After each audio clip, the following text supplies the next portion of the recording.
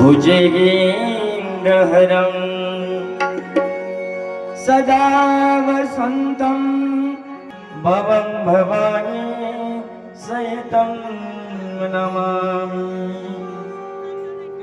अंगे धारा ओम जय शिव ओंकारा, एकानन चतुरानन पंचानन राजे, हंसानन गरुडासन वृषभ वाहन साजे। ओम जय शिव ओंकारा,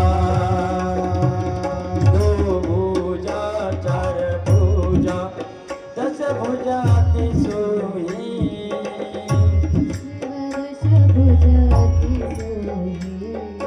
त्रिगुण रूप निरखति नयन मोहि। ओम जय शिव ओंकारा, लाक्षम माला मुंडमाला धारी, त्रिपुरारी कौसारी, त्रिपुरारी कौसारी सर्वाना धारी। ओम जय शिव ओंकारा, श्री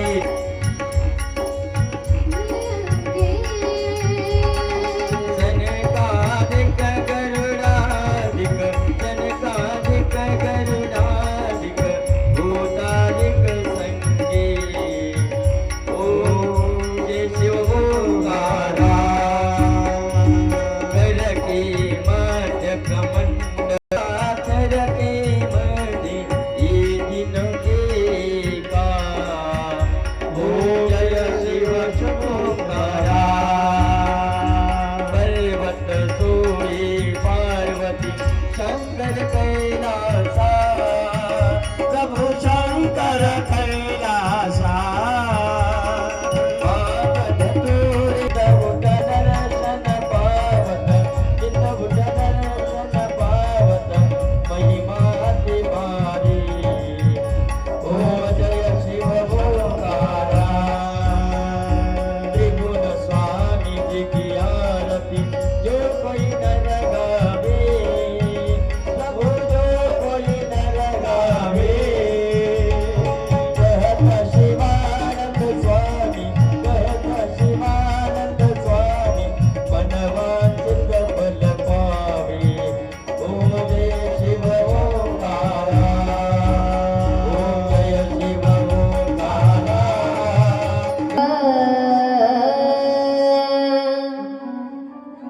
ओम श्री गुरुचरण कमलेभ्यो नमः।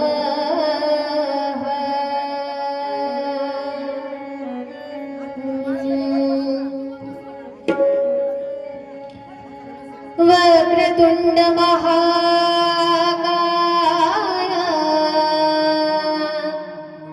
सूर्यकोटि समप्रभ, निर्विघ्नं कुरु मे देव,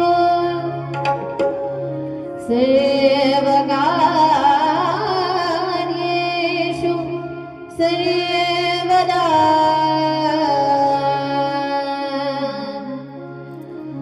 अलंकापुरी पुण्यभूमि पवित्र,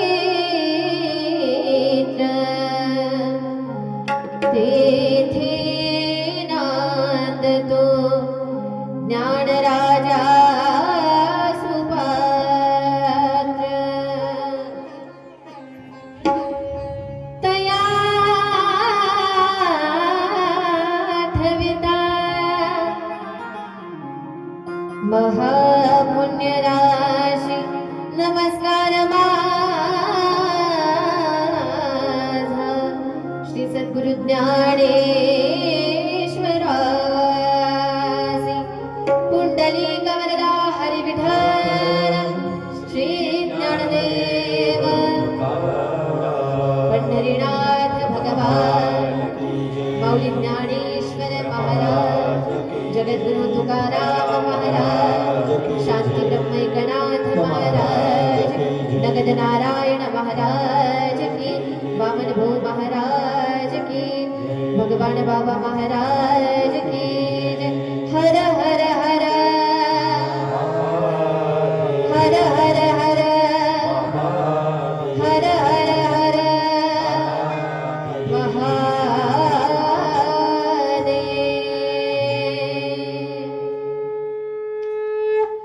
मन आणि वाणी यांना पवित्र करण्यासाठी काही क्षण भगवान भोलेनाथाच्या नामाचा आश्रय घेऊ. आम्ही समोर म्हणतो, आमच्या सोबत म्हणा. हा नुसतं असं आणून बसल्यासारखं बसवू नका बरं. मुखाने भगवान भोलेनाथांचं नामचिंतन करायचं आणि हाताने त्या ठिकाणी सर्वांनी टाळी वाजवून या भजनामध्ये सहभागी व्हायचं. ओम नमः शिवाय नमः शिवाय हर हर भोले नमः शिवाय.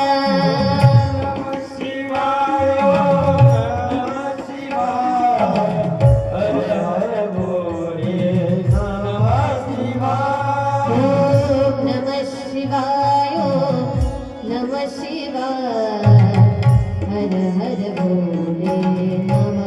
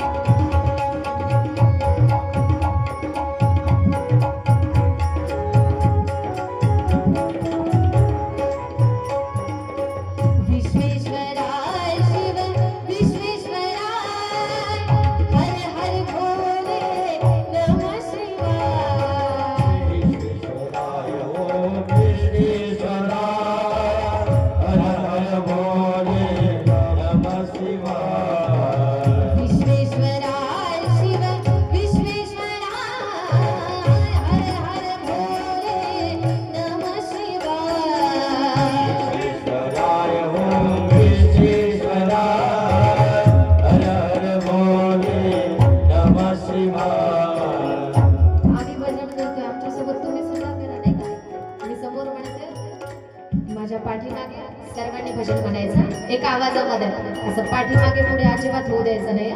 एका आवाजात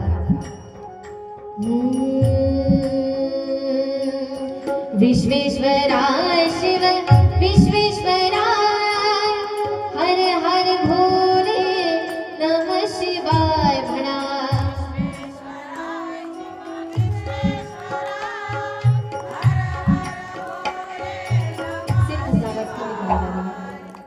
विश्वेश्वराय शिव विश्वेश्वराय हर हर भोले नमः शिवाय म्हणा.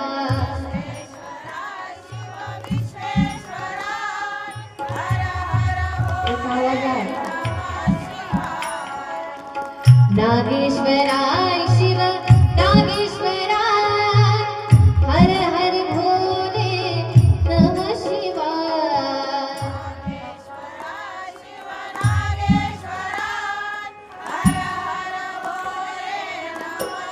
वा गोड. स्वतःसाठी एकदा जोरदार गाडी वाजवा. जोरदार.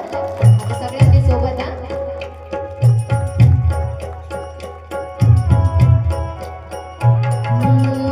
नमः शिवाय ओम नमः शिवाय हर हर भोले नमः शिवाय. नमः शिवाय ओम नमः शिवाय हर हर भोले नमः शिवाय. नमः शिवाय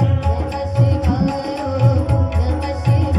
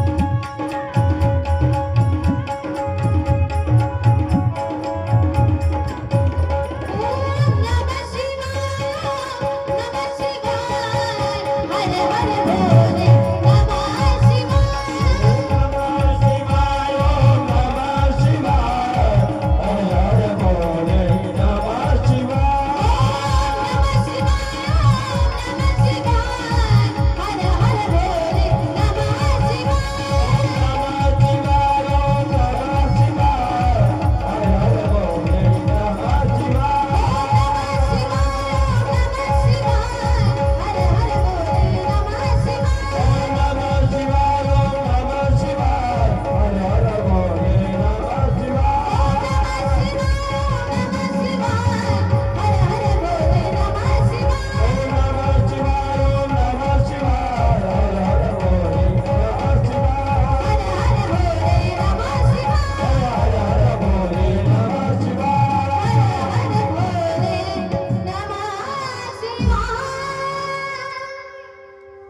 उमापति महादेव की जय. उमापति महादेव की जय. उमापति महादेव की जय.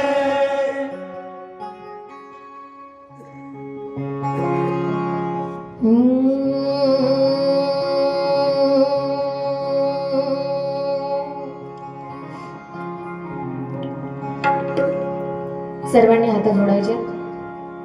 पाठीचा गणा जरा ताट करा. पहिल्या दिवशी सांगितलं होतं मी, मला वाटलं ना सांगण्याची गरज नाही पडणार मला. पाठीचा गणा ताट करा. केला का? हा. सगळ्यांनी माझ्यासोबत ज्या ज्योतिर्लिंगाच्या कथा आपण आज श्रवण करणार आहोत त्याचं पठण करायचं.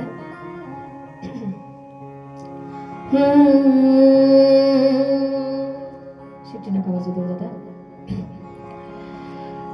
सौराष्ट्र सोमनाथं च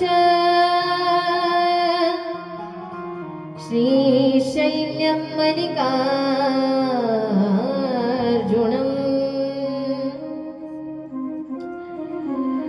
उज्जैन्या महाकालम्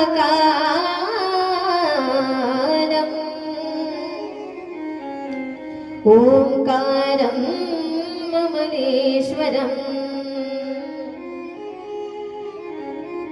परया वैद्यनाथं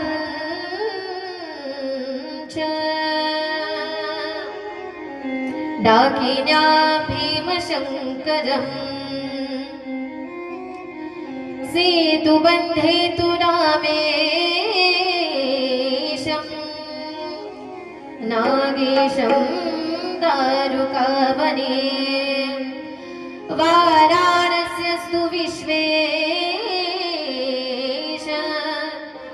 त्र्यम्बकं गौतमी तटे हिमालये तु केदार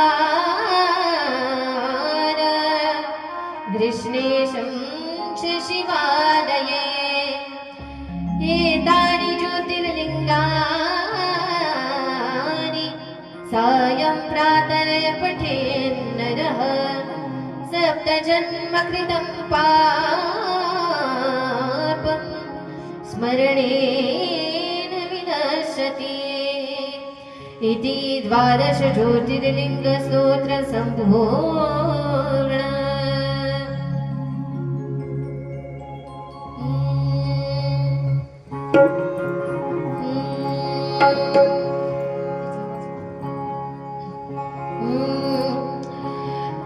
कर्पूरगौरं करुणावतारं संसारसारं भुजगेन्द्रहारं सदा वसन्तं हृदयारविन्दे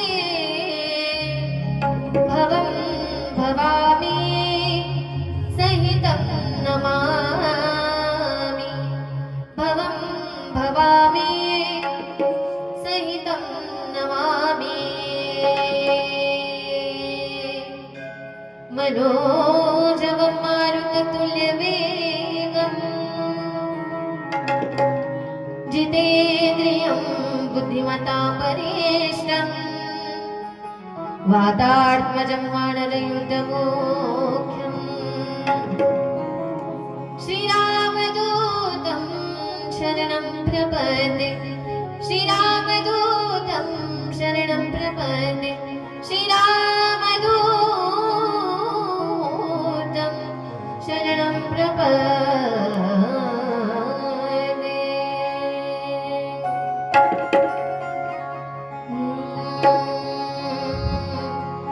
हे दुख भंजन मारुति नंदन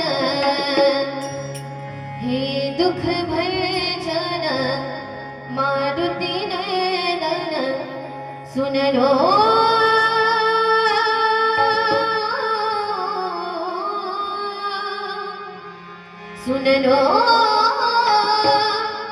मेरी पुकार पवन सुत बिनती बारंबार पवन सुत बिनती बारंबार पवन सुत बिनती बारंबार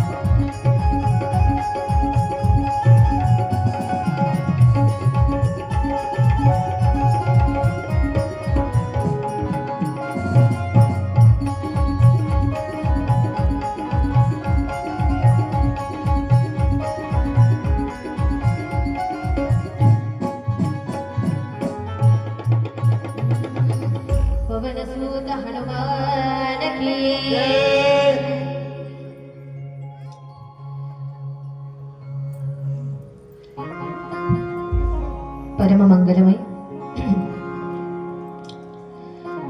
अकारण करुणा वरुणालय भक्तवांच्या कल्पतरू भगवान भोलेनाथांची कथा आपण त्या ठिकाणी श्रवण करत आहोत. सगळ्या देवांमध्ये सगळ्यात भोळा देव जर कुणी असेल ना तर ते भोलेनाथ आहेत बरं. तुमच्या कमीत कमी सेवेमध्ये तुम्हाला जास्तीत जास्त फल देणारी देवता जर कोण असेल तर ते भगवान भोलेनाथ आहेत.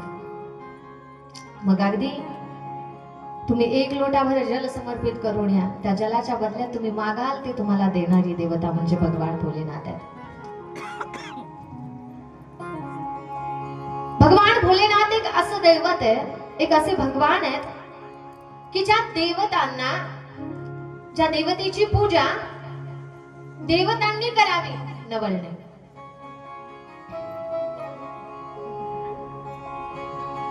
मनुष्याने करावी, नवल नाही. ज्या देवतेची पूजा असुर सुद्धा करतात. का? पहा बरं, भगवान विष्णू परमात्मा त्यांना आपण बसतो, मनुष्य बसतात, देव बसतात, पण राक्षस भजत नाहीत बरं. त्यांना माहिती आहे देव छली आहे, जे पाहिजे ते देणार नाही. पण इथे भोलेनाथ असे की तुम्ही बघा, भोलेनाथांचे सेवक राक्षसही आहेत, मनुष्यही आहेत, देवताही आहेत. ज्यांनी ज्यांनी भगवान भोलेनाथाची सेवा केली, त्यांची उपासना केली, आराधना केली, त्या त्या व्यक्तीला त्यांच्या आयुष्यामध्ये कधीच कशाचीच कमी पडली नाही. आणि तुम्ही खरंच भाग्यवान आहेत बरं. तुम्ही भगवान भोलेनाथांचं श्री शिव महापुराण श्रवण करत आहात. काय महती आहे, किती महान आहे, आपण श्रवण केलं. भगवान भोलेनाथांना कुणी जल समर्पित केलं, त्या जलाच्या बदल्यामध्ये भोलेनाथांनी जे म्हटलं ते दिलं. कुणी चुकून शिव महापुराण ऐकलं त्यांना सुद्धा मुक्ती प्रदान केली. ज्याला जे पाहिजे ते दिलं. दयानिधी आहे, त्यांच्यासारखं दैवत नाही. आणि तुम्ही फार भाग्यवान आहेत की त्या भगवान भोलेनाथांच्या कथेचं आयोजन तुम्ही सर्व महिला मंडळींनी केलंय. तुमच्या वर्गणीतून, तुमच्या सहकार्यातून होत असलेलं हे शिव महापुराण आहे. तुम्हाला सांगू, प्रपंच करत असताना आपण वित्त कमवतो, पैसा कमवतो, बरोबर.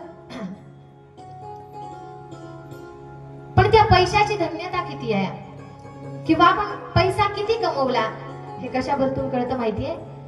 जेवढा हा पैसा आपण अध्यात्मामध्ये लावतो, जेवढा पैसा आपण सत्संगामध्ये लावतो, जेवढा पैसा आपण तीर्थक्षेत्रावरती जाण्यासाठी लावतो, तेच धन खऱ्या अर्थाने तुमचं आहे. तेच धन तुम्हाला वरती घेऊन जाता येणार आहे बरं. ऐका लक्षपूर्वक, तुम्हाला एक दृष्टांत सांगते. काय झालं, एक असंच तुमच्याच गावासारखं फार प्रेमळ सोजवळ गाव होतं. त्या गावामध्ये एक साधूजी आले. आणि ते साधूजी आल्याच्या नंतर अगदी त्यांचे ते भगवे वस्त्र, त्यांच्या त्या जटा पाहून सगळी ग्रामस्थ मंडळी एवढी आनंदी झाले, एवढी आनंदी झाले की त्या ग्रामस्थांना वाटलं, अरे भगवंताने कृपा केली आणि आपल्या गावामध्ये साधू आल्यात. आल्याबरोबर त्या साधूजींचं यथोचित पूजन, वंदन सगळं काही झालं. साधूजींना आसन, साधूजींची राहण्याची व्यवस्था सगळं काही झालं. आता साधूजी घरी आले. सगळ्या ग्रामस्थांना वाटायला लागलं की साधूंनी आमच्या घरी यावं, साधूंचे पाय आमच्या घराला लागावेत. प्रत्येकाने यावं, साधूजी तुम्ही आमच्या घरी या, तुमचे पाऊलं आमच्या घराला लागू द्या, आमच्या उंबऱ्याला लागू द्या. प्रत्येक गावातल्या माणसांनी यावे, साधूजींनी म्हणावं, एवढ्यांच्या घरी जाणं तर शक्य नाही मला. पण म्हटले, ऐका, मी परीक्षा घेईल, त्या परीक्षेमध्ये जो कोणी उत्तीर्ण होईल ना, मी त्याच्या घरी जायला तयार आहे. म्हटले, ठीक आहे साधूजी. म्हणे, ज्यांना ज्यांना मला घरी न्यायची इच्छा आहे त्यांनी असं लाईन मध्ये लागा, म्हणे लाईनीत उभे राहा. सगळे ग्रामस्थ मंडळी लाईन मध्ये उभे राहिले. आणि लाईन मध्ये उभे राहिल्याच्या नंतर एकाएकाला साधूजी प्रश्न विचारायला लागले. पहिले ग्रहस्थ आले. त्यांना म्हणे, ग्रहस्थ, मी तुम्हाला 2 प्रश्न विचारेल. त्या 2 प्रश्नाची जर तुम्ही खरी खरी उत्तरं दिली तर मी तुमच्या घरी चहाला यायला, दूध घ्यायला यायला तयार आहे. लोकांनी म्हणावं, ठीक आहे साधूजी, साधू आहेत, आम्ही तुम्हाला कशाला खोटं बोलावं. ग्रहस्थ समोर आले. साधूजी विचारतात, म्हणे ग्रहस्थ खरं खरं सांगा म्हणे, तुमचं वय किती आहे? ग्रहस्थांनी सांगितलं, म्हणे साधूजी माझं वय 50 वर्ष आहे. म्हणे बरं बरं ठीक आहे. म्हणे ग्रहस्थ तुम्ही आजपर्यंत किती पैसा कमावला? त्या ग्रहस्थांनी उत्तर द्यावं, साधूजी तुमच्या सर्वांच्या आशीर्वादाने पोटा पाण्याला अगदी आम्ही राहू एवढा पैसा कमवला. म्हणे नेमका किती? म्हणे साधूजी पुढची पिढी बसून खाईल इतका पैसा कमवलाय म्हणे. म्हणे बरं बरं. दुसरे ग्रहस्थ आले, त्यांनाही प्रश्न विचारला. तिसरे ग्रहस्थ आले, त्यांनाही प्रश्न विचारला. गावामध्ये गावचे पाटील आले. पाटील आल्याच्या नंतर पाटलांना विचारलं, म्हणे एवढी लाईन कशासाठी लागली? गावकऱ्यांनी सांगितलं, म्हणे फार तपस्वी साधू आलेत गावात. म्हटले मग? म्हणे त्यांना चहाला घेऊन जाण्याची सगळ्यांची इच्छा आहे. आता साधूजींनी पुन्हा कुणाच्या घरी जावं म्हणून साधूजी परीक्षा घेऊन जे परीक्षेत उत्तीर्ण होईल त्यांच्या घरी जाणार आहेत. म्हणे बरं बरं बरं, आमची इच्छा आहे साधूजींनी आमच्या घरी यावं. दादा टोन चेंज करा. म्हटले साधूजी आमच्याही घरी यावेत, आमची इच्छा आहे. म्हटले बरं ठीक आहे. आता पाटील होते, लाईन मध्ये राहण्याची आवश्यकता नव्हती. म्हटले अजिबात नाही, तुम्ही लाईन मध्ये राहू नका, तुम्ही सगळ्यात समोर या. म्हटले बरं ठीक आहे.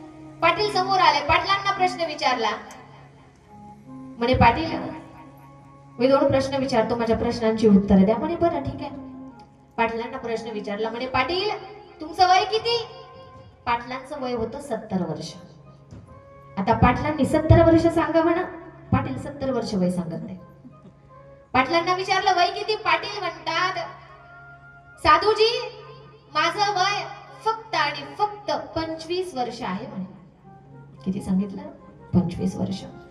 लोक म्हणायला लागली, पाटील काहीतरी खरं बोला, तुम्हाला काहीतरी वाटलं पाहिजे. तुम्ही साधूंना सांगताय, तुम्ही संतांना सांगताय आणि सर्रास खोटं बोलता. हो सगळ्यांना कळालं तुमचं वय 70 आहे. 70-75 वय असेल म्हणे तुमचं आणि तुम्ही 25 वर्ष सांगता. पाटील म्हणतात हो माझं वय 25च वर्ष आहे. बरं ठीक आहे. साधूजी दुसरा प्रश्न विचारतात. म्हणे पाटील खरं खरं उत्तर द्या, तुमच्याकडे धन किती? तुम्ही किती धन कमावलं? त्यावेळेस पाटील सांगतात, म्हणे साधूजी मी आयुष्यामध्ये फार नाही पण एक 7 लाख रुपये मी आयुष्यामध्ये कमवले. लोक म्हटले पाटील एवढं कसं खोटं बोलायला लागला? अख्खा तालुका विकत घ्याल तुमची ताकद आहे. काय म्हटले? अख्खा तालुका तुम्ही विकत घ्याल एवढा तुमच्याकडे पैसा आहे, तुम्ही सर्रास सांगता म्हणे 7 लाख रुपये. त्यावेळेस पाटील म्हटले खरंच मी आतापर्यंत फक्त 7 लाख रुपये कमवलेत. लोकांनी म्हणावं पाटील एवढं खोटं बोलू नका, हो एवढं खोटं बोलू नका. वयही खोटं सांगता, धनही खोटं सांगता, काय मिळणार आहे तुम्हाला खोटं बोलून? साधूंना खोटं बोलू नका. त्यावेळेस पाटील परत सांगतात, म्हणे नाही नाही मी खरंच बोलतोय. म्हणे कसं खरं बोलता? सांगा बरं हे खरं आहे का? म्हणे हो माझं खरंच वय 25 आहे, मी खरंच 7 लाख रुपये कमवले. म्हटले कसे? म्हटले वयाची 50 वर्ष काय करावं, कसं जगावं अजिबात कळालं नाही. 50 झाल्याच्या नंतर मी अध्यात्मामध्ये आलो आणि अध्यात्मामध्ये आल्याच्या नंतर मी एका अखंड हरिनाम सप्ताहाचं नियोजन केलं आणि त्या नियोजनामध्ये मला 7 लाख रुपये खर्च आला. लोक म्हटले मग? म्हटले तुम्हाला सांगू मी आयुष्यामध्ये मला मान्य आहे माझ्याकडे फार पैसा आहे पण तो पैसा माझा नाही. तो पैसा मला इथंच सोडून जायचा आहे. तो पैसा मला घेऊन जाता येणार नाही. आजपर्यंत मी पैसा कमवला असेल तर 7 लाख रुपये कमवले. 7 लाख रुपये पैशात नाही तर पुण्यात कमवले आणि आयुष्याची खरी कमाई जर काही असेल माझ्या तर ती 7 लाख रुपये. का? कारण ते अध्यात्मात घातले. माणसाच्या आयुष्याची कमाई आहे बरं. द्यायची असल्या तर जरा खणखण द्या. माझ्यावरून करते नका ठेवू. ऐका माणसाने समजून घेतलं पाहिजे. तसंच तुमच्याकडे किती याला किंमत नाही, तुम्ही अध्यात्मात किती लावताना याला फार किंमत आहे. पण माणसाची अवस्था अशी होते, माणूस जिथे बसतं माणसाचं तिथं मन लागतं का? काय झालं माहितीये का? अशीच कथा चालू होती. कथेमध्ये एक अशा मस्त एवढं मोठ्याच्या मोठं कुंकू, नाकात नथ, डोक्यावर पदर घेऊन अशा आजीबाई माझ्या समोरच बसलेल्या होत्या. मी म्हटलं वा आजीबाई एवढ्या रुबाबदार आजीबाई समोर मी जो प्रश्न विचारेल आजीबाईंनी उत्तर द्यावं. हो नाही, हो नाही, उत्तर द्यावं. मी म्हटलं वा, बाकीचं कोणी बोलत नाही, पण काय आजी आहे, काय ज्ञान आहे आजींकडे की प्रत्येक प्रश्नाचं उत्तर देत आहेत, प्रत्येक प्रश्नाचं उत्तर देत आहेत. कथा झाली आणि कथा झाल्याच्या नंतर मी कार्यकर्त्यांना म्हटलं, म्हणे आजीबाई कथेच्या समोर बसल्या होत्या ना, म्हणे होत आहे, काय झालं, काय बोलल्या का त्या? म्हणलं नाही नाही, त्या अजिबात काही बोलल्या नाही. अगदी त्यांचं ते रुबाबदार व्यक्ती महत्व आणि अगदी समोरच बसलेले. मी आखी कथा त्यांच्याकडे बघून घेतली. म्हणे का ते, म्हणे धर्ममंडपामध्ये बसलेला कुठलाच व्यक्ती ना हो म्हणतो ना नाही म्हणतो ना काही म्हणतो, काहीच म्हणत नव्हता. एक त्या आजी मला प्रतिसाद देत होत्या. पूर्ण कथा मी फक्त आजींकडे बघून घेतली. गावकरी म्हटले, ताई कोणत्या, त्या समोर बसलेल्या का? म्हटलं हो, त्याने का लाल नाटी घातली होती, म्हटलं त्यांनी, त्याच आजीबाई. म्हणे ताई त्या का? म्हणे हो. म्हटलं त्याच. म्हणे खरंच त्या का? म्हटलं हो ना त्याच. म्हणे काही नाही, त्या कानात बाहेर आहे.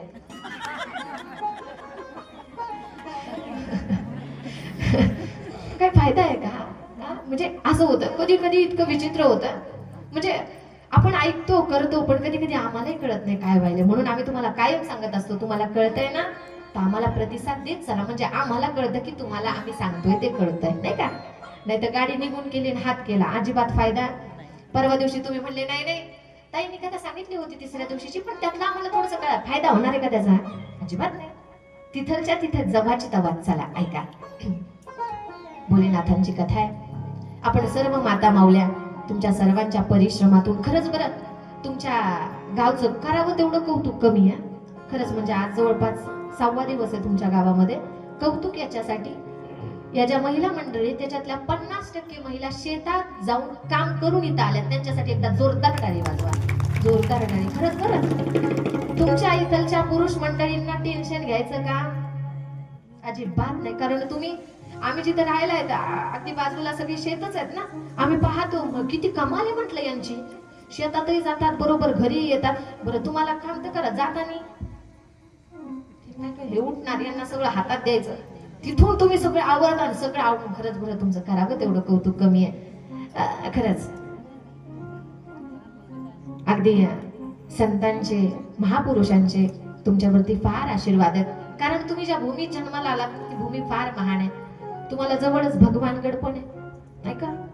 नारायणगड सुद्धा जवळच आहे, फार काही अंतर नाही. एवढ्या पाहणा, भगवान बाबा वामन भाऊ महाराज, नगद नारायण महाराज, काय अधिकार होता यांचा. नगद नारायणांना तर साक्षात नारदजींचा अवतार म्हटलं जावं. विशेष भगवान बाबा तर तुमच्या गावामध्ये राहिले, तुमच्या पूर्वजांनी त्यांना पाहिलं सुद्धा असेल. किती भाग्यवान आहेत तुम्ही. खरंच तुम्ही एवढे भाग्यवान आहेत, एवढे भाग्यवान आहेत की तुमच्या भाग्याला तोडच नाही, खरंच तोड नाही. तुम्हाला माहितीये, साधू संतांनी कायम सांगितलं, माणसाच्या जीवनाचं कल्याण जर करायचं असेल तर त्याच्यासाठी संतांची संगती होणं फार महत्वाची आहे, फार महत्वाची आहे. तुम्ही एवढी भाग्यवान आहेत की संत तुम्हाला पाहायला मिळालेत, विशेष आहे. आणि असे संत की ज्या संतांचा अधिकार एवढा महान, एवढा महान. कारण माणसाची अवस्था आहे, साधू संत जोपर्यंत होते तोपर्यंत कळत, अजिबात कळत नाहीत. पण साधू संतांनी ते होते तोपर्यंत ते तेवढी भक्ती त्यांच्या आयुष्यामध्ये, ते साक्षात भगवंताचा अंश आहे हे त्यांनी त्यांच्या कृतीतून आपल्याला दाखवलंय, नाही का? तुम्हाला संतांच्या भगवान बाबा असतील, लोकांनी कमी त्रास दिला का? कमी त्रास दिला. पण एवढा त्रास देऊन सुद्धा लोकांना व्यवस्थित जिथलच्या तिथे शांत बसवण्याची ताकद संतात होती. बरं तुम्ही खरंच भाग्यवान आहेत.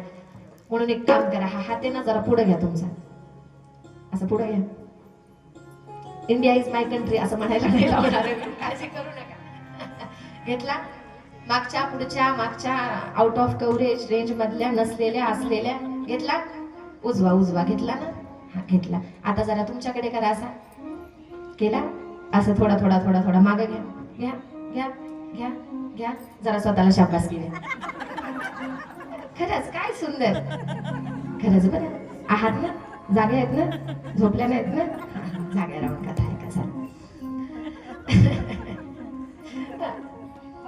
भोले बाबा, काल आपण कथेमध्ये रिद्धी सिद्धी आणि भगवान गणेशाचा विवाह त्या ठिकाणी पाहिला. नंतर भगवान गणेशाला 2 पुत्रांची प्राप्ती झाली, शुभ आणि लाभ, नाही का? शुभ आणि लाभ. पहिलेच्या काळामध्ये घरावरती लिहिलेलं असायचं काय? शुभ शुभ लाभ. काळ बदलला, सगळ्या गोष्टी बदलल्या, घरावरती नाव आलं वेलकम, घराच्या आत या. पहिलेच्या काळामध्ये जी गावचे पाटील असायचे नाही का, ज्यांना भली अशी 5-50 एकर जमीन आहे नाही का, त्यांच्या घरामध्ये कुत्र येऊ नये म्हणून माणूस असायचा. बरोबर ना? घरामध्ये कुत्र येऊ नये म्हणून माणूस असायचा. आता फरक पास एवढा झाला, घरामध्ये माणसं येऊ नयेत म्हणून दारात कुत्र आहे. असंच आहे ना? म्हणजे माणसाची एवढी पहिले पहा ना तुमच्या काळामध्ये अतिथी देवो भव, पहिलेच्या काळामध्ये. आणि अजूनही बरं, आपलं शास्त्र सांगतं काय, तुम्ही पूजा करत असाल, भोलेनाथांची पूजा करताय देवाऱ्यामध्ये, पण त्या टायमिंगला जर दारामध्ये अतिथी आले तर शास्त्र सांगतं देवपूजा करताना उठा आणि आलेल्या अतिथींचा पाहुणचार करा. बरोबर? शास्त्र सांगतं. आपण पहिले करायचोय, पण आता आपली अवस्था अशी झाली, आपण पूजेला जरी बसलो तरी नीट पूजा करत. ऊन येत आहे ना, समोर समोर सारखा थोड्या थोड्या तुमच्या पार तोंडावरतीच फोकस झालं ते. गेलं गेलं गेलं गेलं नाही का? येईल थोडंफार. आता चला ऍडजस्ट करून घ्या, फारच लागलं तर समोर या थोडस. काळ बदलला, गोष्टी बदलल्या. शुभ आणि लाभ यांचा जन्म झाला.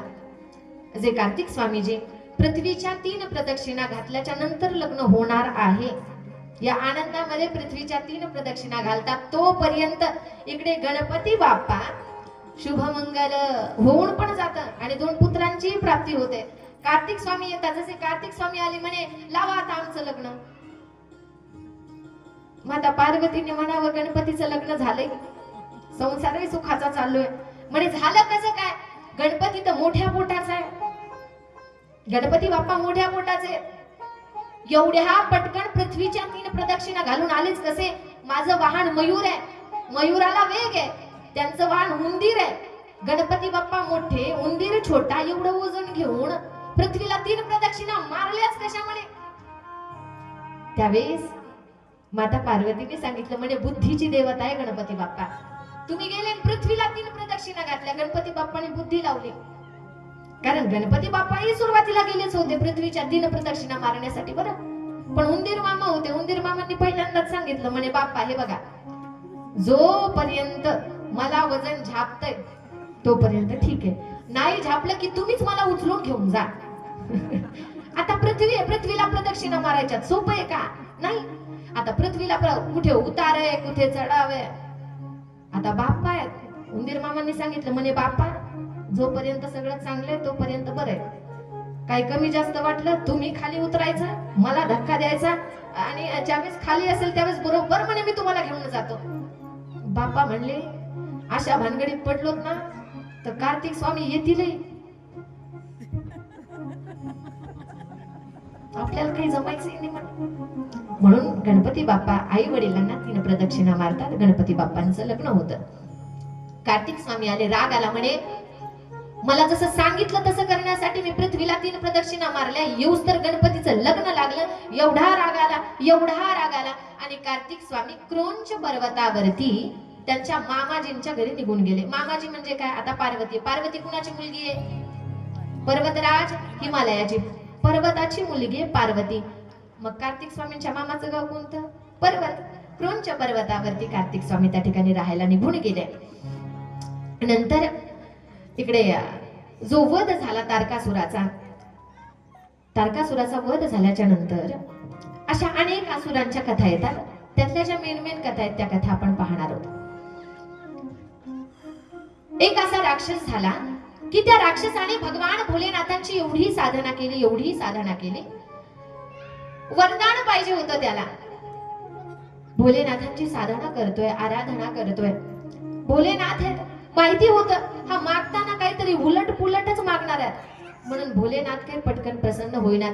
भोलेनाथांची जर इच्छा झाली की आपण याच्यावरती प्रसन्न व्हावं, माता पार्वतीने म्हणावं थांबा, थोडस थांबा, एवढ्या कमी सेवेमध्ये याला प्राप्त होऊ नका. सांगितलं. त्याने फार तप केलं, एवढं तप केलं. त्या तपाच्या प्रभावाने भोलेनाथ प्रगट झाले. पहा बरं, तप केल्याच्या नंतर भोलेनाथ प्रगट झाले. म्हणे भक्ता माग तुला काय पाहिजे? आता तो भक्तच होता नाही का, जसे आपण बघतोय. आपण जसे भोलेनाथांचे भक्त आहेत तसा तोही भक्तच. तो म्हणे भोलेनाथ तुमच्या कृपा आशीर्वादाने सगळं चांगलं आहे म्हणे. म्हणे मग अडचण काय? म्हणे अडचण काही नाही, अडचण बास एवढी आहे, भीती बास एवढीच आहे, मरावं लागेल. आशीर्वाद द्या म्हणे, मी अमर झालो पाहिजे. भोलेनाथ म्हणले बाबा अमर करता येत नाही, दुसरं काय मागायचं ते माग. तो भक्त म्हणतो भोलेनाथ दुसरं काही नको, तुम्ही आतापर्यंत ज्या ज्या असुरांनी जे जे मागितलं त्याला ते ते दिलं, मग मी मागतोय मला का देत नाही? माणसाची अवस्था इथंच बिघडते बरं. इथेच माणसाची काय अवस्था होते माहितीये का? आपल्याकडे काय अजिबात डोक्यात राहत, शेजाऱ्याकडे काय ते मात्र लक्षात राहतो. आपल्यातल्या 99% महिला त्यांना व्रत करायचे असतात असं अजिबात नाही, शेजारींवरती ना आपणही केलं पाहिजे. तिचं भलं झालं तर आपलंही झालं पाहिजे ना. काय झालं माहितीये का? असंच एका भक्ताने भोलेनाथांची एवढी उपासना केली, एवढी उपासना केली, तो उपासना करतोय म्हणून त्याचा शेजारी उपासना करायला लागला. दोघांनी चालू केलं ओम नमः शिवाय, ओम नमः शिवाय, ओम नमः शिवाय, ओम नमः शिवाय, ओम नमः शिवाय. भजन चालू, त्यांचं नामजप चालू. भोलेनाथ प्रगट झाले. भोलेनाथ प्रगट झाल्याच्या नंतर भोलेनाथ म्हटले मागा काय पाहिजे? तो भक्त म्हणतो मी तप करतोय, माझा शेजारी करतोय. म्हणे हो मग? म्हणे मग काय करा, मला पहिले विचारण्याच्या अगोदर त्याला विचारून या की त्याला काय पाहिजे. ठीक आहे, हे गेले त्याच्याकडे. माग काय पाहिजे तुला, कशासाठी नामजप केलास? तो भक्त म्हणतो मी मागतो बरं, पण माझ्या अगोदर तो भजनाला लागलेला आहे, त्याला पहिले विचार. ते म्हणे तिकून इकडे इकून तिकडे मी कोण आहे? मागायचं असेल तर मागायला तर चाललो नीट. भक्त म्हणला बरं जाऊ द्या, मला द्या. म्हटले तोही मागणार आहे? म्हणे हो तोही मागणार आहे. म्हटले बरं काही नका देऊ भोलेनाथ, बस सध्या तरी माझा एक जो हात आहे ना, हा हात संपवून टाका, या हाताने काम नाही झालं पाहिजे. ठीक आहे म्हणले तथास्तु. म्हणे असा काय भक्त स्वतःच अहित करून घ्यायला? म्हणे बरं ठीक आहे, हातच काम नाही केला पाहिजे. म्हणले तथास्तु. निघून गेले, याच्याकडे गेले. म्हटले माग आता तुला काय पाहिजे? म्हणे काही नाही. त्याने काय मागितलं? म्हणे त्याने मागितलंय. तुला काय पाहिजे? म्हणे काही नाही. त्याला जे दिलं ना ते मला डबल दे. याचा एक हात, याचे परत गेले. म्हणे आता काय पाहिजे? म्हणे काही नाही भोलेनाथ, माझा एक डोळा नको म्हणे मला. म्हणे बरं. याच्याकडे गेले. म्हणे तुला? म्हणे त्याला जे दिलं ना ते मला डबल पाहिजे, डबल पाहिजे म्हणे. म्हणले बरं ठीक आहे देतो. सगळं याने एक पट मागावं, याने दुप्पट. अहो मागता मागता मागता मागता याची अवस्था अशी झाली, हा एका अंगावर जगला पण हा जागेवर गेला ना. समोरच्याला काय मिळालंय त्याच्यापेक्षा डबल आम्हाला मिळावं, ही जोपर्यंत माणसाच्या आयुष्यातली जी अपेक्षा आहे ना, अपेक्षा ही जोपर्यंत संपत नाही तोपर्यंत माणूस कधी सुखी होत नाही. माणूस आज स्वतःच्या सुखानं कमी सुखी आहे आणि दुसऱ्याच्या दुःखानं जास्त सुखी आहे. तुम्हाला सांगू, एखादा व्यक्ती सक्सेसफुल झाला नाही का, त्याला त्याच्या कामामध्ये यश मिळालं तर त्याला पाठिंबा देणं हे खरंच फार महत्वाचं आहे बरं. फार महत्वाचं आहे. पण एखादा जर दुःखी झाला ना तर त्याला त्या दुःखातून सावरणं याच्यासारखी अहोभाग्याची गोष्ट दुसरी कुठली नसेल बरं, खरंच कुठली नसेल. पण माणसाची अवस्था अशी झाली, आज रोडला जर ऍक्सिडेंट झाला ना, ऍक्सिडेंट, तर लोक त्या मनुष्याला वाचवण्यासाठी ऍम्ब्युलन्स बोलवावी हे त्यांच्या डोक्यात नसतं. एक तर थांबतच नाहीत, थांबले तर हे त्यांच्या डोक्यात नसतं हे वाचवावं. आहा, यांच्या डोक्यात एकच काय, याची व्हिडिओ शूटिंग काढावं, आपण फेमस व्हावं, याच्यापेक्षा पलीकडे काहीच नाही. तो भस्मासुरही तसाच भोलेनाथांचं तप केलं. म्हणे माग तुला काय पाहिजे? तो म्हणे भोलेनाथ अमर करा. म्हणे अमर करता येत नाही. म्हणे मग दुसरं काय? म्हणे काहीही माग, तू मागतो ते देतो. भोलेनाथांनी म्हणावं ठीक आहे माग. भस्मासुर म्हणतो शिवशंभो दुसरं काही नको, वरदान द्यायचंच तर म्हणे हे द्या, मी ज्याच्या डोक्यावरती हात ठेवेल, मी ज्याच्या डोक्यावरती हात ठेवेल ते जागेवरती भस्म झाला पाहिजे. भोलेनाथ म्हटले तथास्तु. भोळा देवे तथास्तु म्हटले. आता तथास्तु म्हटले, हा बोलला भोलेनाथ तुम्ही मला वरदान दिलंय खरं, पण हे खरंच दिलंय का हे चेक तर केलं पाहिजे ना. डॉक्टरांनी औषध गोळ्या दिल्या पण दुखणं राहिलं तर आपल्याला कळेल ना, हा डॉक्टरांनी योग्य उपचार केलेत बरं. तसंच म्हणे आता चेक केलं पाहिजे. म्हणे कसं? म्हणे काय नाही भोलेनाथ, आता हे तुमच्यावरतीच एक्सपेरिमेंट करतो म्हणे. म्हणे काय करणार? म्हणे काय नाही, तुमच्या डोक्यावरती हात ठेवतो, पाहतो तुम्ही जाता का राहता. काय विचित्र भक्त आहे.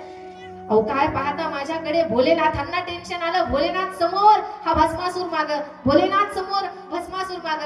भोलेनाथ समोर, भस्मासूर माग. भोलेनाथ म्हणतात, अरे तुला काही वाटू दे, मीच वरदान दिलंय, मलाच भस्म करायला निघलास. भक्त म्हणे ते काही का असं ना, तुमच्यावरतीच करणार.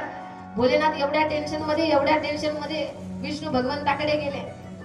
म्हणे भगवंता, मीच माझ्या पायावरती कुऱ्हाड मारून घेतल्यासारखं झालंय म्हणे. आता म्हटले काय झालं? म्हणे काही नाही, भस्मासुराने वरदान मागितलं, ज्याच्या डोक्यावरती हात ठेवेल तो भस्म झाला पाहिजे. म्हणे मग?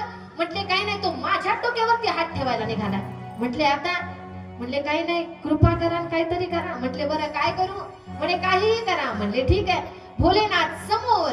इकडे भगवान विष्णूंनी मोहिनी रूप धारण केलं. एवढं सुंदर रूप, एवढं सुंदर रूप. कारण भगवान परमात्मा असतानाच फार सुंदर आहे बरं. भगवंत कमी सुंदर आहे का? अजिबात नाही. भगवंताचं रूप असं जर तुम्ही पंढरपूरला गेले तर माणसाला वाटतं देवाचं रूप पाहतच राहावं. केवढा सुंदर आहे तो भगवंत, किती सुंदर आहे.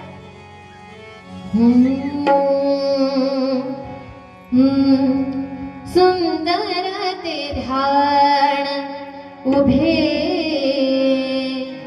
विठेवरी. सुंदर ते ध्यान उभे विठेवरी. सुंदर ते ध्यान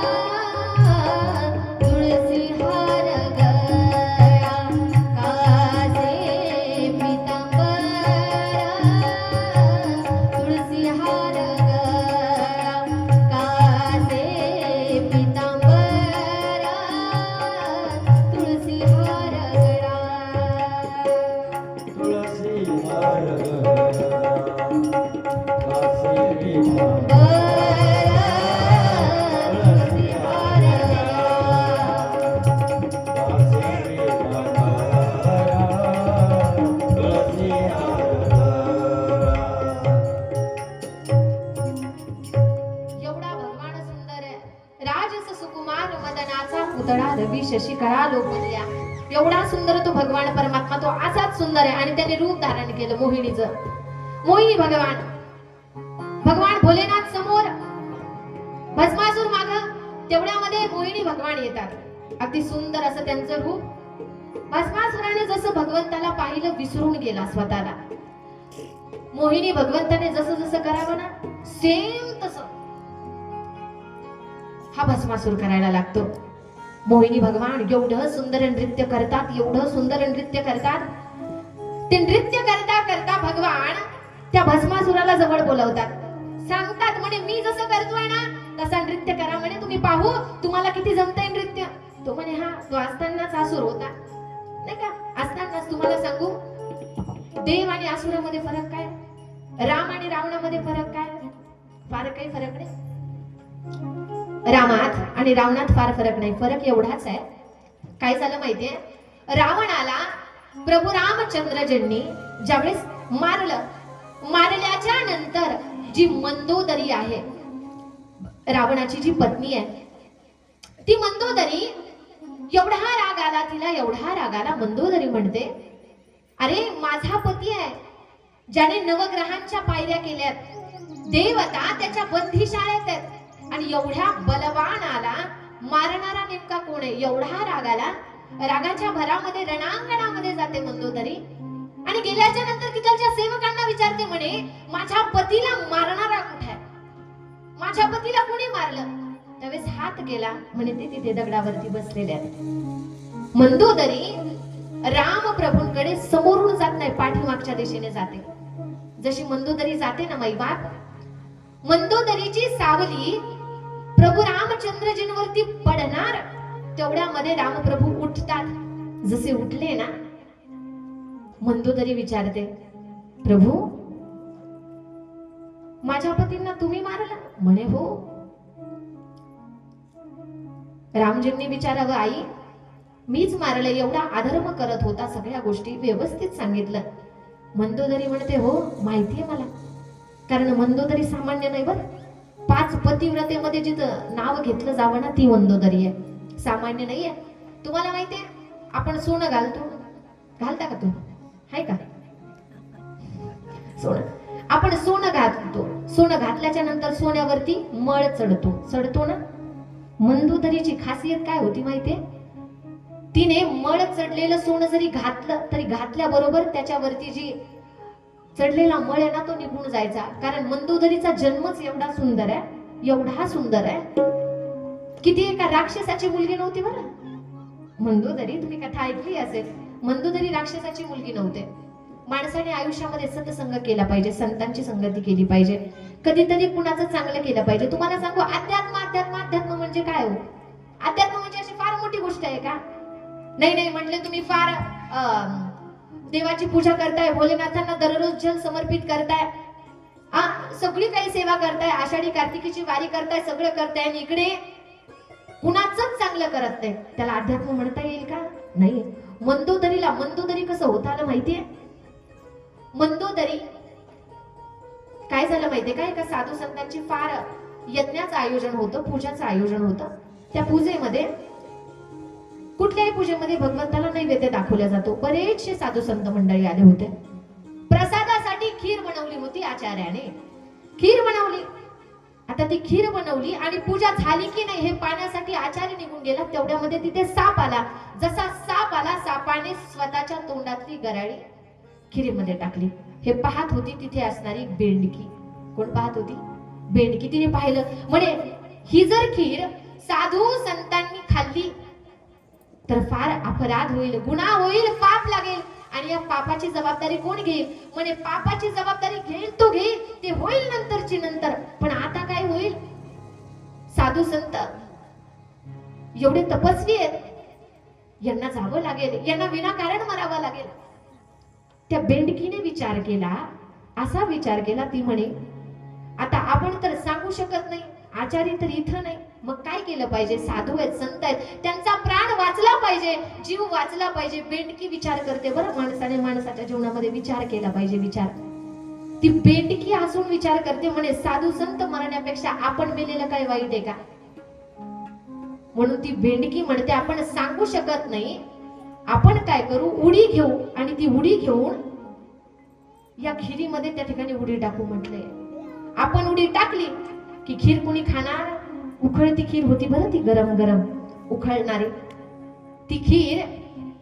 म्हणे आपण उडी टाकू. ती बेंडकी उखळत्या खिरीमध्ये उडी टाकते.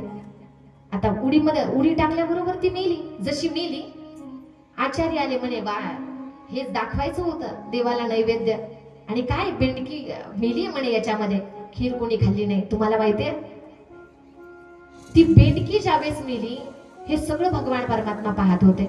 म्हणे काय, साधू संतांचा जीव वाचावं म्हणून हिने हिचा जीव दिला.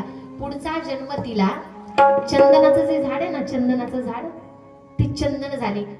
ते चंदन भगवान परमात्माने स्वतःच्या अंगाला लावतात, म्हणजेच गोपी चंदन नाही का, जे चंदन लावतात, अंगाला लावलं. त्या मलापासून एका स्त्रीचा जन्म झाला. ती स्त्री दुसरी कुणी नव्हती, ती मंदोदरी होती नाही का? का मंदोदरी होती? आता भगवान परमात्मा सुंदर आहे, त्यांनी लावलेलं चंदन किती सुंदर झालं असेल, आणि त्या चंदनापासून जी जन्माला आली ती किती सुंदर असेल.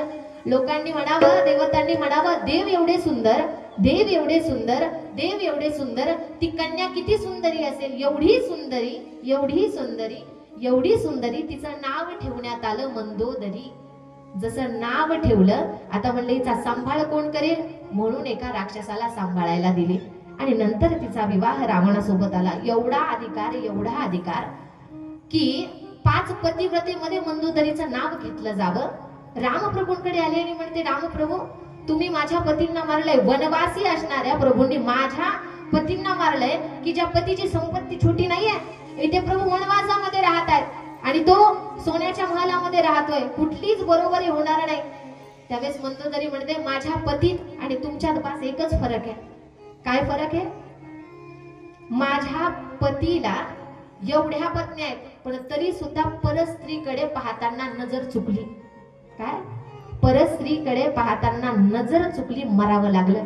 आणि एक तू आहेस, वल्गलधारी आहेस, वनामध्ये राहतोय, पण तू मी आली आहे, मला आई म्हणून हाक देतोय, माझी सावली पडायच्या आत उठून उभा राहतोय. आई तू इथे कशासाठी आलीस? पाच दृष्टी आहे. राम आणि रावणामध्ये एवढाच फरक आहे. रावणाकडे एवढं होतं पण तरी सुद्धा नजर चुकली.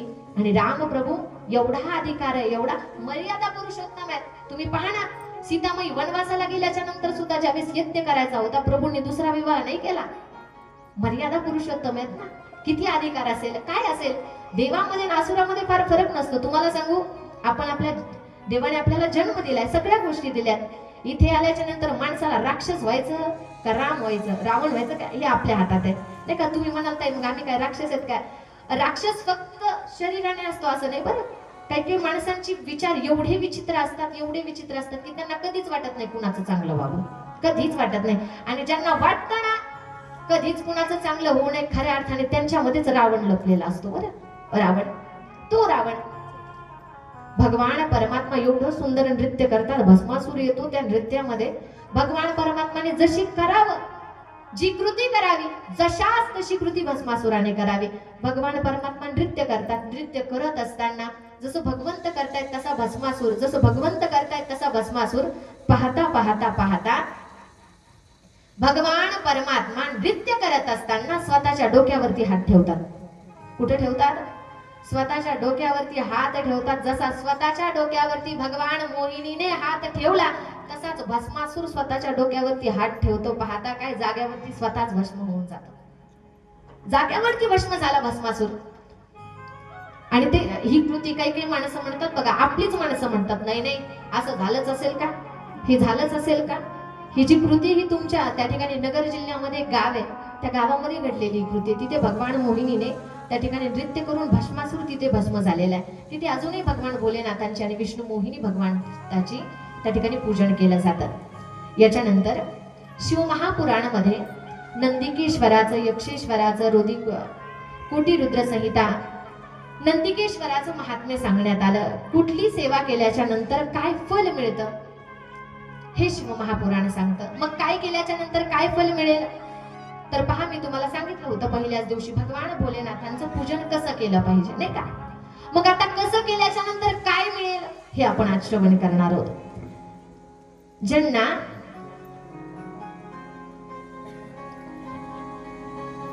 भगवान भोलेनाथांची सेवा करायची, आराधना करायची, ज्यांना वाटतं की आम्ही देवाची सेवा करतोय पण जे आम्हाला पाहिजे ते आम्हाला मिळावं, म्हणजेच काय, आमची मनोकामना पूर्ण व्हावी, आमची इच्छा पूर्ण व्हावी, ती इच्छा पूर्ण होण्यासाठी आम्ही भगवान भोलेनाथाचं कसं पूजन केलं म्हणजे इच्छा पूर्ण होईल. तर ऐका, शिवमहापुराण सांगतं, मी जे तुम्हाला सांगितलं होतं की उत्तरेकडे तोंड असावं शिवपूजन करताना. जशी पूजा सांगितली जल समर्पित करण्याची, तसं जल समर्पित करायचं. आणि तसं जल समर्पित केल्याच्या नंतर पूजनामध्ये एक तांदूळ की जो कुठे तुटलेला नसतो नाही का, सबंध एक तांदूळ भगवान भोलेनाथांना वाहायचा. त्याच्यानंतर एक बिल्वपत्र भोलेनाथांना वाहायचं. त्याच्यानंतर आता मला आत्ताच इथे आल्याच्या नंतर प्रश्न विचारला, शिवमहापुराणावरती बिल्वपत्र वाहायचंय, मग कसं वाहावं नाही का. आल्याच्या नंतर म्हणे उलट व्हावं का सोयीचं व्हावं. ऐका, विषय निघला म्हणून सांगते. शिवपिंडीवरती बिल्वपत्र कसं समर्पित करायचं. आता हे बेलपान आहे आणि हा बेलपान वाहताना 108च्या जागेवर 8च व्हा, एकच व्हा. पण वाहताना ज्यांना असं कुठे काही लागलेलं नसेल नाही का, चांगलं बिल्वपत्र असेल ते बिल्वदल व्हायचं. आता हे बेलपान आहे, दिसतंय ना सगळ्यांना. हा भाग कसा आहे, मऊ आहे बरोबर आहे. हा खरबड आहे नाही का. याला आपण सोयीचं म्हणतो, याला उलट म्हणतो. मग आपण बिल्वपत्र कसं वाहतो, असं वाहतो नाही का. तर बिल्वपत्र असं व्हायचं नसतं, बिल्वपत्र असं व्हायचं असतं. म्हणजे काय, कोमल भागाचा स्पर्श भोलेनाथांना झाला पाहिजे आणि जो हा भाग आहे ना याचा स्पर्श नाही झाला पाहिजे, असं व्हायचं पूर्णपणे. मग असं का व्हायचं? तुम्ही म्हणाल ताई आतापर्यंत आम्ही एवढ्या पूजा केल्या, एवढ्या अर्चना केल्या, प्रत्येक फूल असेल सोयीचं वाहिलं जातं नाही का, वनस्पती असेल सोयीची वाहिली जाते, बिल्वपत्र उलट काय व्हायचं? तर ऐका, बिल्वपत्र तयार कसं झालं हे आपण पहिले श्रवण करू. ज्यावेळेस मी तुम्हाला दुसऱ्या दिवशीची कथा सांगितली की दोघांमध्ये युद्ध तयार झालं, म्हणजे कोण मोठा कोण मोठा. भगवान भोलेनाथांनी ज्यावेळेस सगळं झाल्याच्या नंतर 5 रूपाचे भगवान भोलेनाथ झाले, 5 मुखाचे झाल्याच्या नंतर त्यांची स्तुती केली. आणि स्तुती केल्याच्या नंतर ब्रह्माजी भोलेनाथांना म्हणतात, म्हणे भोलेनाथ अशी एखादी वनस्पती तयार करा की ज्या वनस्पतीमध्ये त्रिदेवता असतील. काय? त्रिदेवता ज्या वनस्पतीमध्ये असतील ते. तर म्हणून काय म्हटलं जातं, हे जे आहेत ना हे भगवान भोलेनाथ आहेत, हे जे आहेत ते विष्णू भगवान आहेत, आणि हे जे आहेत ते ब्रह्माजी आहेत. ही झाली एक कथा जी शिव महापुराणामध्ये आली.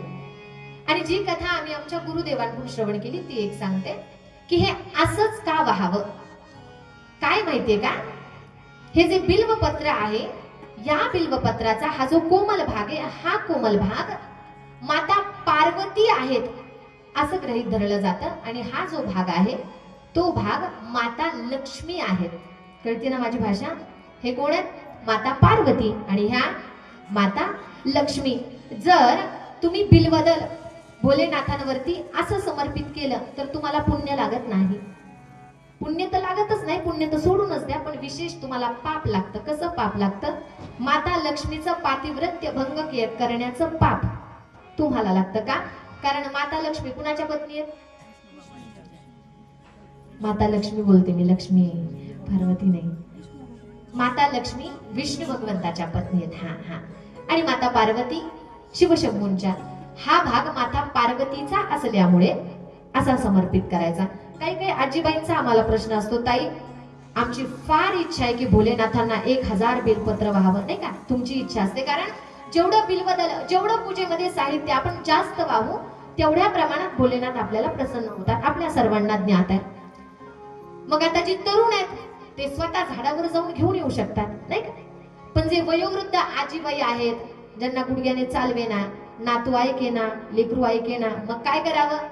अशांसाठी शिवमहापुराण सांगतं की जे बिल्वदल तुमच्या घरी वाहिलेलं आहे अगोदर, नाही का? सोमवाराची पूजा करतो आपण, प्रदोष कालामध्ये पूजा करतो आपण, काही काही महिला दर सोमवारी पूजा करतात. मग त्यांनी काय करावं? ज्यांच्या मनात हा संकल्प आहे की आम्हाला 11,000 बिल्वपत्र भोलेनाथांना समर्पित करावेत.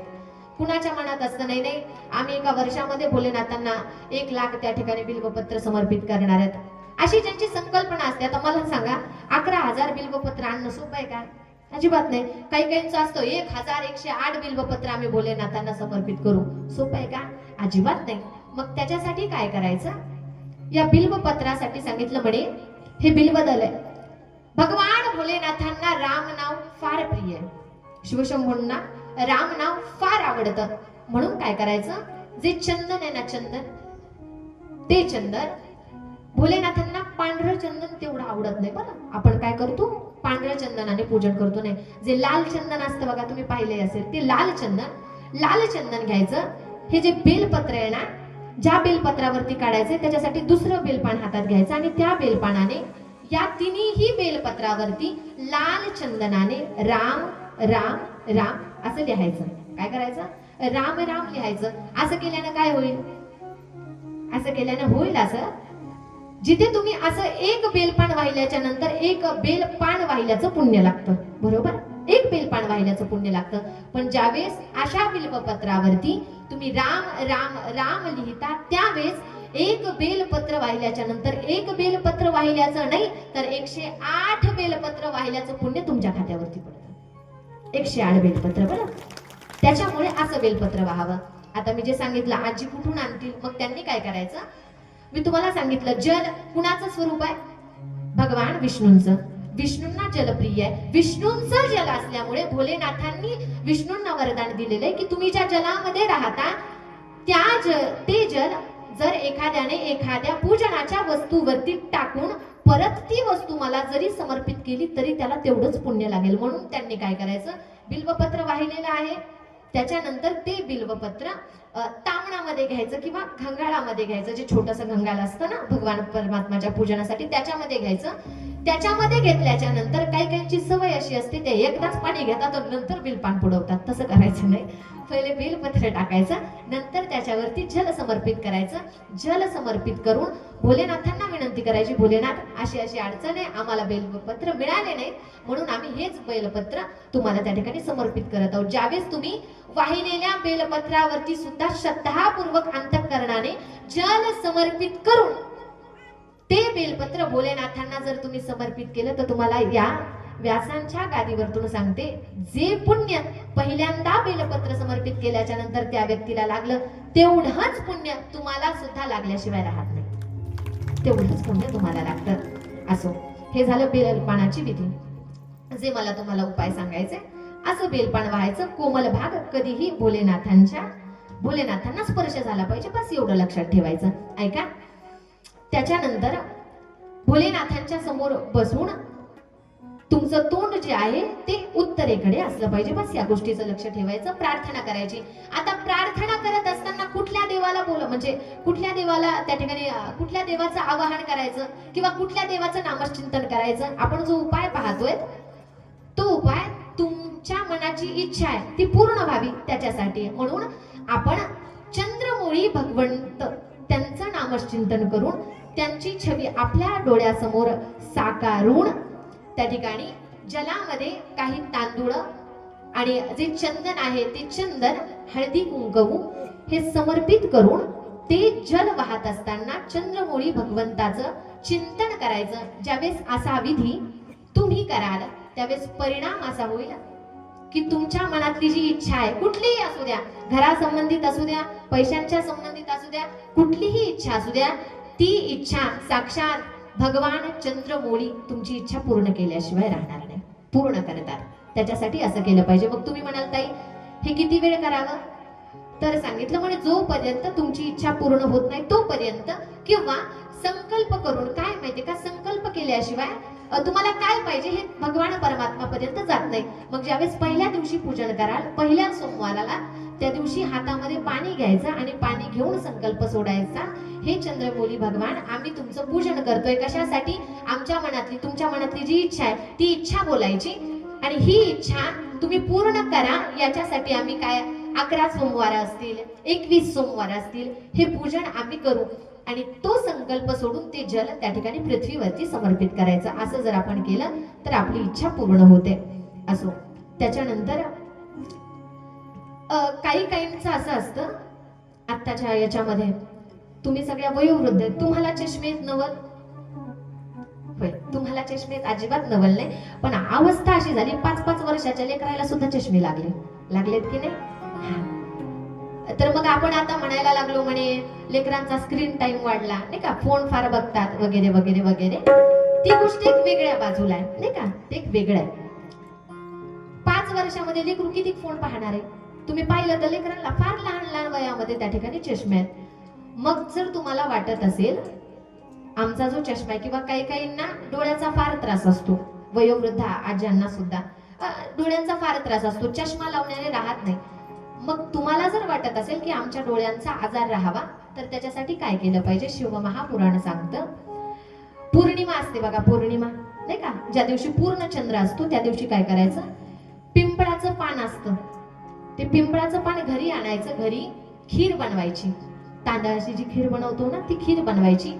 ती खीर त्या पिंपळाच्या पानावरती ठेवायची. कधी, अर्ध्या रात्री ठेवायची आणि चंद्र भगवंताला विनंती करायची, हे चंद्रदेव आम्हाला डोळ्याचा असा असा आजार आहे, तुम्हाला जर तो उपाय करायचा असेल तर तुम्हाला, किंवा जर तुमच्या लेकरासाठी करायचं असेल तर त्याचं नाव घेऊन म्हणायचं की हे भगवान आम्ही तुमची साधना करतोय, आमच्या लेकराला डोळ्याने व्यवस्थित दिसत नाही किंवा त्याला डोळ्याचा आधार आहे, त्याचा तो आजार राहावा म्हणून ही खीर आम्ही त्याला ग्रहण करायला त्या ठिकाणी देणार आहेत. असं म्हणून आता तुम्ही म्हणाल चंद्रदेवतेला का मागावं, असं म्हणतात की चंद्रामध्ये अमृत आहे.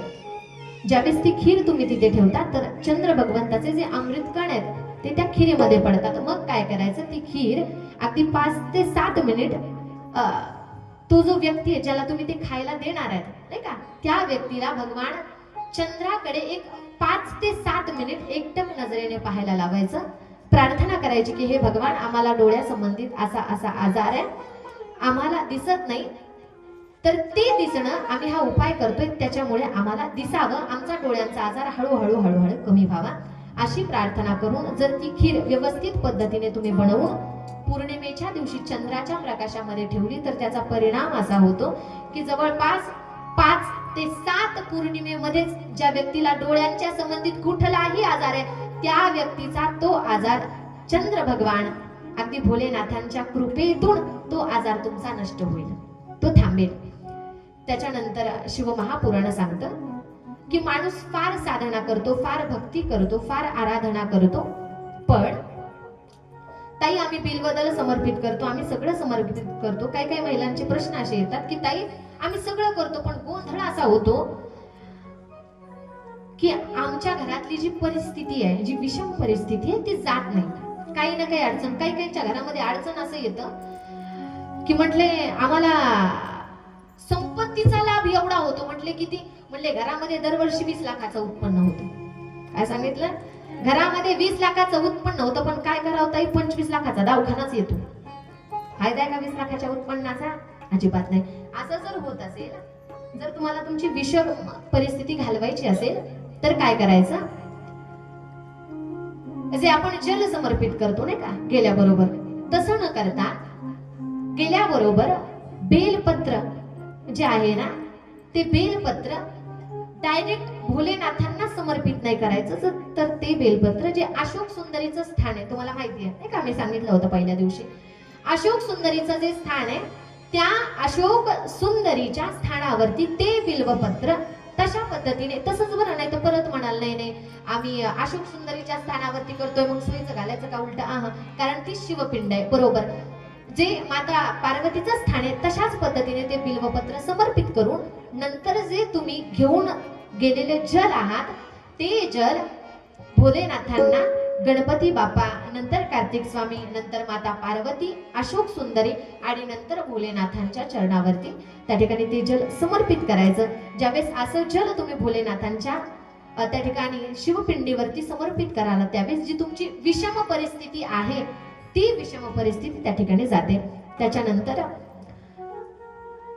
ज्यांना रोगातून मुक्ती पाहिजे अशा व्यक्तींनी बिल्वपत्र कसं समर्पित करायचं त्याच्यासाठी सांगितलं.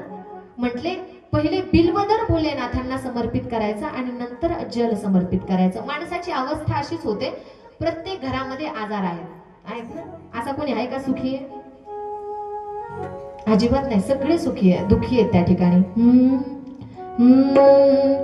जो देखे सो दुखिया बाबा, सुखिया कोई नहीं है. इथे म्हटले राजा दुखिया, प्रजा दुखिया, दुखिया धन बेरा,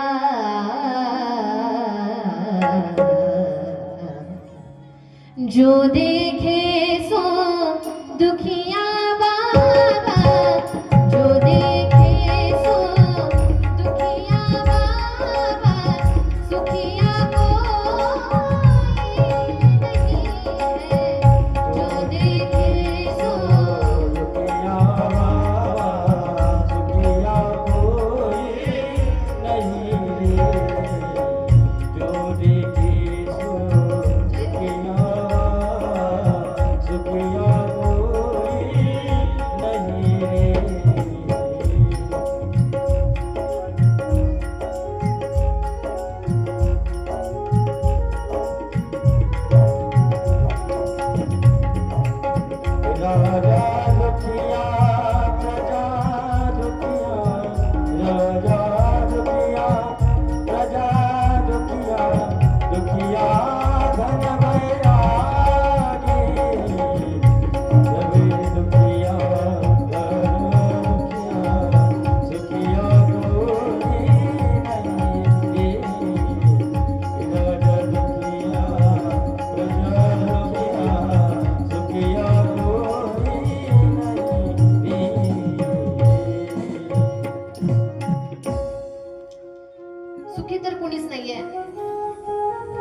जर दुःख कशामुळे असेल, बाकीच्या गोष्टी आहेत ठीक आहे, पण माणूस ना शारीरिक व्याधीने फार फार त्या ठिकाणी दुःखी आहे. शिवमहापुराण असा एक उपाय सांगतं की ज्यांना कुणाला फार म्हणजे भयानक आजार आहे, अशा व्यक्तीने काय करावं त्याच्यासाठी सांगितलं. म्हटले तो जो व्यक्ती आहे, आता हा उपाय मंदिरात जाऊन करायचा नाही, घराच्या आत करायचा. आणि आपल्याला जी सवय असते ना, असं केलं म्हणून असं असं अजिबात करायचं नाही. किमान ज्याच्यासाठी करताय त्याच्यासाठी. फार ज्याचं फार दुखतं, अति दुखतं, कशाने राहत नाही, त्यावेळेस काय करायचं, त्या व्यक्तीने जो वरतून असा घातलेला कपडा आहे नाही का, उपरणं वगैरे नाही का जे असतं, ते घ्यायचं. त्याने बस घातलेलं असावं, उगं थोडा वेळ असलं तरी चालेल. त्या गोष्टीची वात करायची. काय करायचं, वात जी आपण हातावरती करतो ती वात करायची. आणि वात करून ती वात गाईचं जे शुद्ध तूप आहे त्या तुपामध्ये ती वात जाळायची. जाळत असताना बस प्रार्थनाही करायची, जसं ही वात जळती आहे तसंच त्या व्यक्तीच्या माग लागलेली जी व्याधी आहे, जे दुखणं आहे, ते दुखणं सुद्धा जळून राख व्हावं, ही प्रार्थना त्या ठिकाणी करायची. या उपायाचे असे असे रिझल्ट आहेत. मी ज्या वेळेस हा उपाय सांगितलाय, जवळपास ज्या व्यक्तीने हे केलंय त्यांना लगेचच्या लगे रिझल्ट आलेले आहेत. का? कारण त्याच्या आता काही म्हणतील नाही नाही देवाला वात वाहायची, मग घातलेल्या माणसं नाही, मग ते काय त्याने काय 2 वर्ष घातलेलं थोडी ना तुम्ही जाळताय, असं नाही. नुसता त्या व्यक्तीचा स्पर्श असावा. आणि नंतर कारण कुबेराला कुबेरपद कसं मिळालं, त्याची जी आपण कथा पाहिली, त्यांनी स्वतःच्या अंगावरचं उपरण शिवालयामध्ये त्या ठिकाणी त्याची वात केली, त्याच्यामुळे प्रकाश त्या ठिकाणी पडला. आणि प्रकाश पडल्याच्या नंतर भोलेनाथ खुश झाले की याच्यामुळे शिवालयामध्ये प्रकाश पडला नाही का. ज्यांना असे काही आजार असतात त्यांनी असा उपाय करावा. सगळ्यात मोठी जी आता सध्या चालू असलेली अडचण आहे, ती अडचण जर काही असेल तर काय माहितीये का, सगळ्यात मोठी अडचण आहे दारू नाही का. आता ते बाकी ते सट्टा वगैरे ते जे काय काय जे आहे ते थोडं कमी झालं नाही का. त्या प्रमाणात दारू आज जवळपास प्रत्येक घरातला व्यक्ती व्यसनाच्या अधीन, खास करून दारू. तुमच्या घरी तुम्ही कुणी पती असेल, मुलगा असेल, XYZ जो कोणी असेल, जर तुम्हाला असं वाटत असेल की आमचा जो व्यक्ती आहे जो व्यसनाधीन आहे त्याने त्याचं व्यसन सोडावं, तर त्याच्यासाठी शिवमहापुराण फार सोपा उपाय सांगतं. बरं, फार सोपा. तुम्ही हा उपाय केल्याच्या नंतर जवळपास तुम्हाला 5 ते 7 वेळेस केल्याबरोबर तुम्हाला रिझल्ट येऊन जाईल. मग काय करायचं ऐका. शमीचं झाड माहिती आहे का तुम्हाला? शमीचं झाड हा माहिती. ज्यांना माहित नाही त्यांनी या ज्या समोर बसलेल्या ताई आहेत ना त्यांना विचारा, म्हणा शमीचं झाड कुठलं. नाही कळालं काही टेन्शन घ्यायचं नाही, घरी जायचं, फोन घ्यायचा, त्याच्यावरती सर्च करायचं शमीचं झाड कसं असतं, फोटो सहित तुमच्या समोर येऊन जाईल. शमीचं झाड, त्या शमीच्या झाडाखाली जायचं. तिथे गेल्याच्या नंतर त्या शमीच्या झाडाखालची माती घ्यायची नाही का, झाड आहे त्याच्या खालती माती घ्यायची. आणि माती घेऊन त्या मातीचं जल टाकून, काय माहितीये का, कुठलीही वस्तू वाळू जरी असेल, तुम्ही जर वाळूचा पार्थिव शिवलिंग बनवतात तर काही काहींची सवय असते डायरेक्ट वाळू घेतात, डायरेक्ट बनवतात. तसं करायचं नाही. शिवपूजनामध्ये वापरली जाणारी वस्तू कशी का असे ना, तिला शुद्ध करून तुम्हाला वापरायचंय. तर ती शुद्ध कशाने होते, तर ती जलाने शुद्ध होते. म्हणून ते जी माती आहे त्या मातीमध्ये पहिल्यांदा जल टाकायचं, तिला शुद्ध करून घ्यायचं आणि नंतर त्या मातीपासून पार्थिव शिवलिंग बनवायचं. पार्थिव शिवलिंग बनवल्याच्या नंतर आपण जे पूजेसाठी घेऊन गेलेलो सामान आहोत नाही का, सगळं जे सामान आहे, मग चंदन असेल, बिल्वपत्र असेल, तिथेच गेलाय तर शमीचे जे पानं आहेत ते असेल, धतुरा असेल, जे सगळं जे सामान तुम्ही घेऊन जाणार आहात, काळे तीळ असतील नाही का, ते सगळं घेऊन जायचं. आणि घेऊन गेल्याच्या नंतर बिल्वदल जसं सांगितलं तशा पद्धतीने व्हायचं. मग आता बिल्वदल ज्यांना भगवान भोलेनाथांची नावं पाठ आहेत नाही का, ज्याला जी नावं पाठ असतील, ज्यांना पाठ आहेत, भोलेनाथांची एकूण 108 नावं आहेत नाही का, 108 नावं आहेत. ज्यांना पाठ आहेत त्यांनी 108 नावं म्हणून ते बिल्वपत्र, एक बिल्वपत्र बरं, ते भोलेनाथांवरती समर्पित करायचं. आणि ज्यांना पाठ नाही त्यांनी ओम नमः शिवाय, ओम नमः शिवाय, ओम नमः शिवाय 108 वेळेस म्हणून, किंवा श्री शिवाय नमस्तुभ्यम 108 वेळेस म्हणून ते बिल्वपत्र त्या पार्थिव शिवलिंगावरती समर्पित करून भोलेनाथांच्या समोर साधना करायची की भोलेनाथ, आमच्या घरामध्ये असा असा व्यसनाधीन व्यक्ती आहे, त्याचं नाव घेऊन असा व्यसनाधीन व्यक्ती, त्या व्यक्तीने व्यसन सोडावं म्हणून आम्ही हे पूजन करत आहोत. त्या व्यक्तीने त्याचं व्यसन सोडावं म्हणून अगदी ते सगळं जे तुम्ही वाहिलेलं पूजनाचं सामान आहे ते तिथंच ठेवायचं. बास विसर्जित करण्याच्या अगोदर सांगते बरं, विसर्जित करण्याच्या अगोदर ते बिल्वदल जे आहे ना, ते बिल्वदल उचलायचं आणि स्वतःचं जे नेलेलं ताट आहे त्या ताटामध्ये ठेवायचं. नंतर त्या पार्थिव शिवलिंगाचं विसर्जन करून घरी यायचं, नाही का. आणि घरी आल्याच्या येत असताना आपल्याला फार सवय असते, घरी येत असताना पूजेलाही जात असून पाठीमागे कुणी बोलवलं का हा चालू द्या, तुमचं काय चाललंय काय नाही, आपलं असं अजिबात करायचं नाही.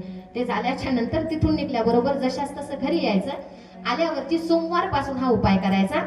बेलपत्राला 3 पानं असतात. मग आल्याबरोबर ते बेलपानाचं मधलं पान म्हणजे कुठलं पान, हे पान ज्याचं व्यसन सोडायचंय त्याला पहिल्या दिवशी खायला द्यायचा. नंतर हे पान म्हणजे जे उजव्या बाजूचं पान आहे ना, ते दुसऱ्या दिवशी खायला द्यायचं म्हणजे मंगळवारी. आणि हे तिसऱ्या दिवशी खायला द्यायचं म्हणजे बुधवारी.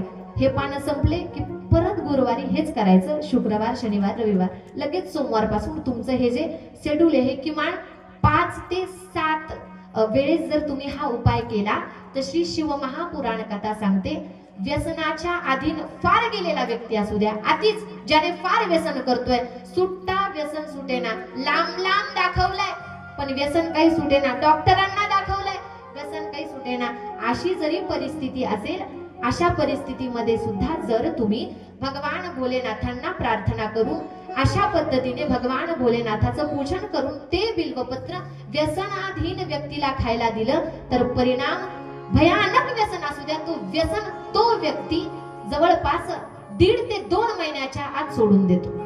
हे मी नाही सांगत, हे शिवमहापुराण सांगतं, व्यसन सोडून देतो. म्हणून असे उपाय आपण करायचे.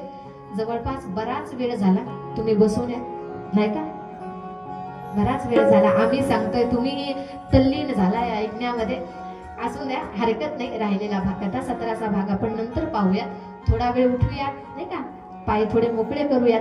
कारण समजू शकतो कुणाला गुडघ्याचा त्रास आहे, कुणाला हाताचा त्रास आहे, कुणाला पायाचा आहे, मानेचा आहे, कमरेचा आहे, कुणाला गळ्याचा आहे, कुणाला नाही का, ज्याला त्याला जसा त्याचा त्रास आहे. त्याच्यामुळे अगदी सर्वांनी जागेवरती उभं राहायचं आणि सर्वांनी सुंदर असं म्हटलं. ओम शिव ओम शिव.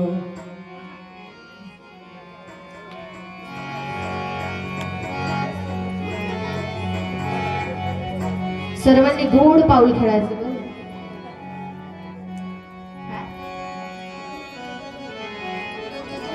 गोल गोल राऊंड करा आणि सगळ्यांनी कालच्या सारखा आनंद घ्यायचा बरं. हा, हे मस्त केलं, समोर आणून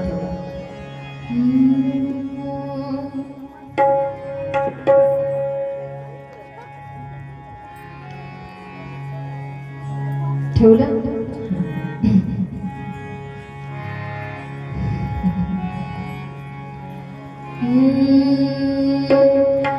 तुम देवों के देव हो भोले, तुम देवों के देव हो भोले, और कालों के काल कर दो वे.